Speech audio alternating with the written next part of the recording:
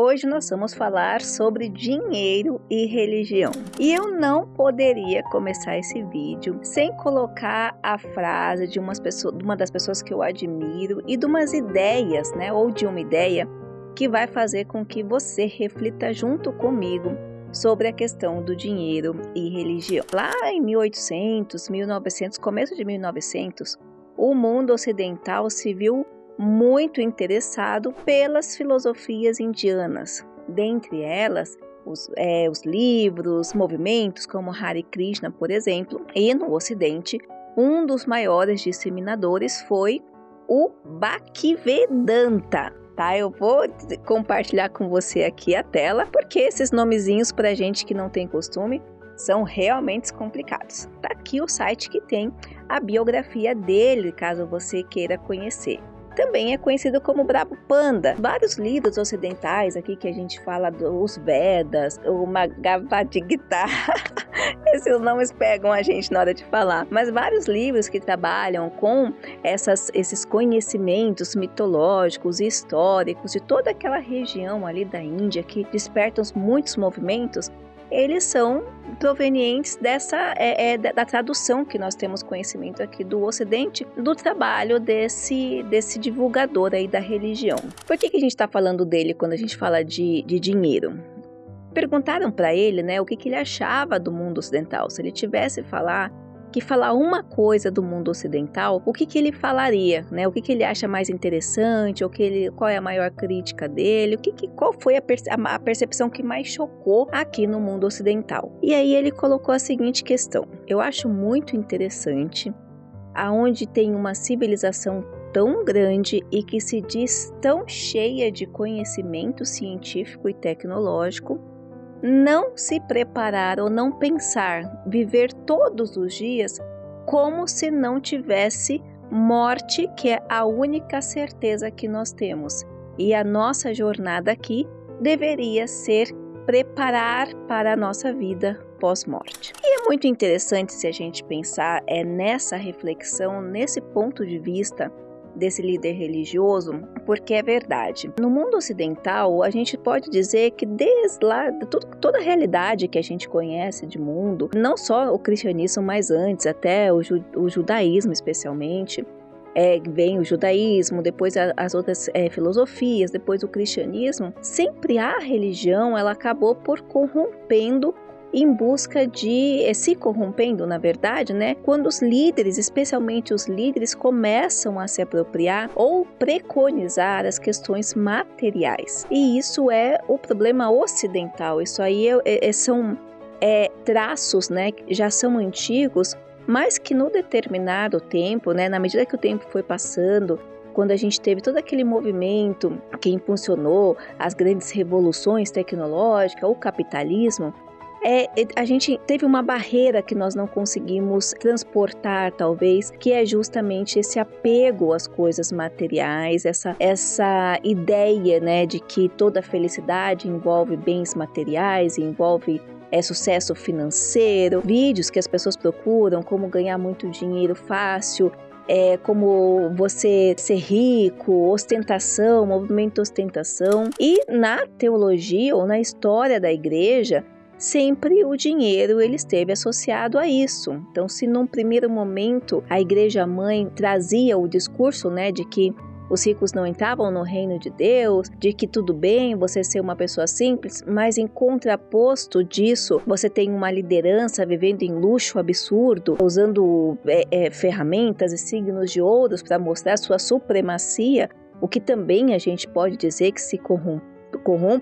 com esses aspectos materiais. Por outro lado, você tem no protestantismo um outro movimento também que foi sendo desdobrado para a ideia da prosperidade financeira. Tanto é que nós tivemos movimentos teológicos, teologia da prosperidade, teologia da libertação, teologia mística, tem vários movimentos teológicos que oferecem, né, mecanismos, né, oferecem como propostas, como recompensa dessa fidelidade a Deus, a questão financeira. Talvez porque realmente quando você fala de as pessoas, a religião ela está no ser humano enquanto indivíduo. Todas as religiões primitivas, nós mesmos, mesmo que não sejamos religiosos, mesmo que não frequentemos nada, a gente sente essa questão da religiosidade sempre presente, né? Quando o negócio aperta, a gente fica até de certa forma vulnerável, né, às informações. A gente tem aqui uma base, né, muito arenosa com relação a essa concepção da crença do sagrado, do divino, do extraterrestre, seja lá como as pessoas se apropriam. E uma coisa muito interessante são muitos autores agora vêm trazendo isso, que não é mais a religião, não é a questão Deus, né? Não é mais, porque eu diria que sempre foi assim, né? Se a gente pensar um pouquinho sobre Jesus, a gente vê que o discurso de Jesus mesmo, que inclusive envolvia não ter igreja, né? Que essa transformação pessoal é a sua relação com o divino, com o único Deus, que não é ele, por sinal, que ele deixou claro que ele não era Deus, mas sim filho de Deus, né? Então a gente percebe que desde o início, esse discurso de você pensar nessa transformação interior, na ética, na moral, na lógica, para uma vida, né, eterna, ele realmente não foi apropriado. Mas, de certa forma, de lado contrário, essa necessidade natural do ser humano de acreditar e todo esse movimento, né, onde a mentalidade ocidental foi sendo fundamentada, da fé cega, do líder absoluto, né, ou a heresia de você questionar um líder, fez com que a sociedade ocidental se tornasse extremamente vulnerável, procurando o tempo todo preencher esta lacuna, que é a lacuna da religiosidade, esse pilar da religiosidade, procurando colocar situações, experiências, movimentos que pudessem preencher. O que aconteceu com isso? A religião ela virou capital. Então hoje você não está, você não digo você, né? Mas as pessoas, se você olhar a sociedade, não se fala o que Deus quer, mas o que eu quero, né? Eu, pessoa. Então, a religião, ela virou um capital. O que aquela igreja tem para me oferecer? É grupo social? É líder de jovens? É um movimento específico? Tem um movimento filosófico aqui no Brasil, que ele ficou muito reconhecido por só admitir pessoas de classe média e alta.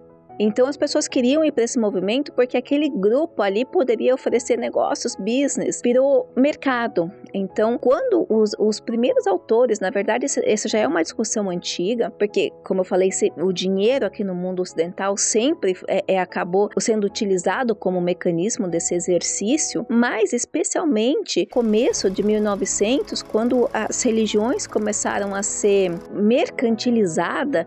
Muitos autores já falavam sobre isso. O Walter Benjamin, o Hans Jonas Habermas, que é contemporâneo nosso, falou muito sobre isso.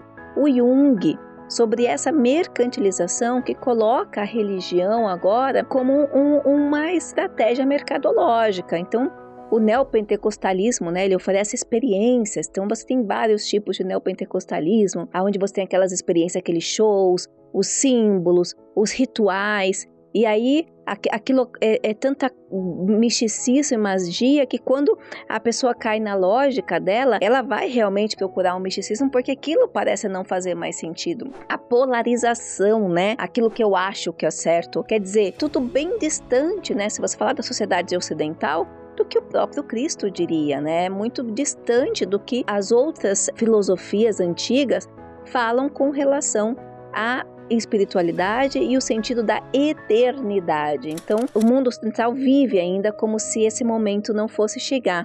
Se a gente parar para fazer uma reflexão lógica, isso é bem interessante, são coisas que eu, como pesquisadora, como humana, como mãe, eu realmente não consigo entender a mentalidade humana, é porque se esquece, por mais que você faça, o nosso período aqui nesse corpinho, ele é limitado. Por mais que você seja um mega cientista, por mais que você seja um mega empresário, por mais que você tenha muitos e muitos recursos financeiros, a vida biológica, e como bióloga também eu posso falar isso com muita prioridade, a vida biológica ela tem um ciclo que está fadado a começar e a terminar. Então, a religiosidade, ela entraria nessa questão realmente do transcendente, né? Uma questão do eterno, da alma, né? Então, nós nascemos, nós crescemos, procriamos e as nossas células já preparam para deixar esse mundinho aqui. O que significa isso? Que as pessoas não pensam que isso é um fato. A única certeza que nós temos é que nós vamos morrer.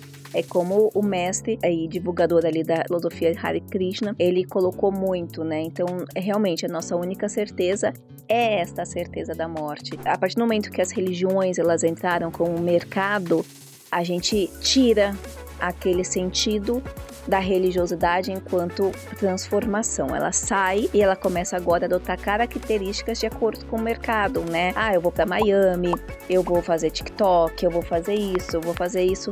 E na verdade é mercantilização, são estratégias de marketing e de todas as ferramentas para poder ocupar esse lugar que, como eu já disse, ficou vazio, né? Ficou a falta para a sociedade ocidental.